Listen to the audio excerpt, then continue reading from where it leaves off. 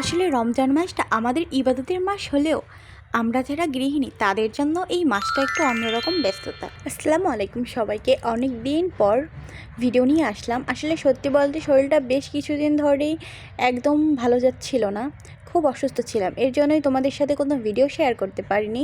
অসুস্থ থাকলে কোনো কিছুতেই মন বসে না, তার উপর রমজান মাস। তবুও ভাবলাম আজকে একটু ভালো লাগতেছে, তো আজকে ভিডিওতে ভয়েস ওভার দিই। জানি না তোমরা আমায় মিস করছো কি না, কিন্তু আমি খুব মিস করেছি। অনেক দিনই ভয়েস দিয়ে ভিডিও আপলোড করা হয়নি, এমনিই ছোট ছোট রিলস আপলোড করেছি পেজটা ঠিক রাখার জন্য।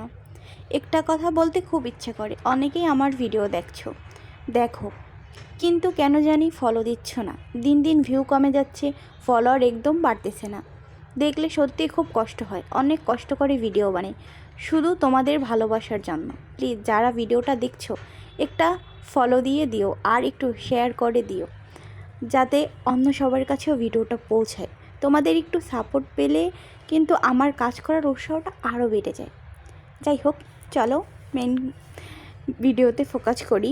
রমজান মাসে আমাদের মতো গৃহিণীদের আসলে দম ফেলার সময় থাকে না। এই যে দেখো, টাটকা সবজিগুলো প্রথমে সব গুছিয়ে নিয়েছি, বেগুন বরবটি এগুলো কাটতে হবে, কত কী যে ভেবে রেখেছি।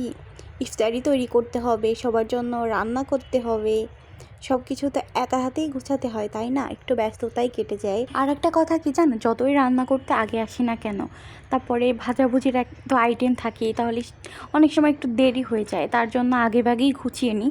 তোমরা কে কী করো অবশ্যই কমেন্ট করে জানাবা। আগেভাগে গুছিয়ে রাখো সব কিছু, নাকি রান্না করতে আসলে ওই সময় সব গুছিয়ে রাখো? আর আমি ভাত এখন রান্না করি না, ভাত রান্না করি ইফতারের পরে, কারণ ভাতটা তাহলে সিঁড়িতেও গরম থাকে আর সিঁড়িতে রান্না করা লাগে না। তোমরাও কি এইভাবে করো?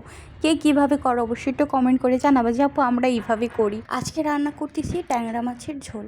এই ঝোলটা আসলে হালকা মশলা দিয়ে রান্না করা হয়, কোনো মশলাই ব্যবহার করি না, শুধু রান্নার শেষে ভাজা জিরার গুঁড়া দিয়েছি, তাহলে খেতে অনেক মজা হয়। আসলে কে কীভাবে রান্না করে জানি না, আমি এইভাবে রান্না করে খাই, ভাল লাগে এই রান্নাটা, আমি এইভাবেই করি।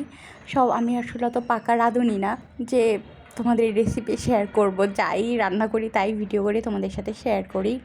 যদি ভুল হয় তাহলে বলবা ভুল হয়েছে, কিন্তু আসলে এই রান্নাটা এইভাবে একদিন করে খেয়ে দেখো, অনেক মজা লাগে। তোমরা আমার ভয়েসের ব্যাকগ্রাউন্ডে হয়তো বা অনেক শব্দ শুনতে পারো। আসলে আমাদের বিল্ডিংয়ের পাশের বিল্ডিংয়ের কাজ করতেছে, পাশে দুইটাই বিল্ডিংয়েই কাজ চলতেছে, সেই শব্দগুলো আসে। আসলে রাত্রেও ভয়েস দিতে পারি না, রাত্রেও এরা কাজ করে, তাই কষ্ট করে একটু মানিয়ে নিও। আর যারা আমার ভিডিওটা শেষ পর্যন্ত দেখবা তারা সুন্দর একটা কমেন্ট করে যাবা। আর ভিডিও শেষ পর্যন্ত না দেখে কমেন্ট করলে কিন্তু তোমাদেরই ক্ষতি হবে।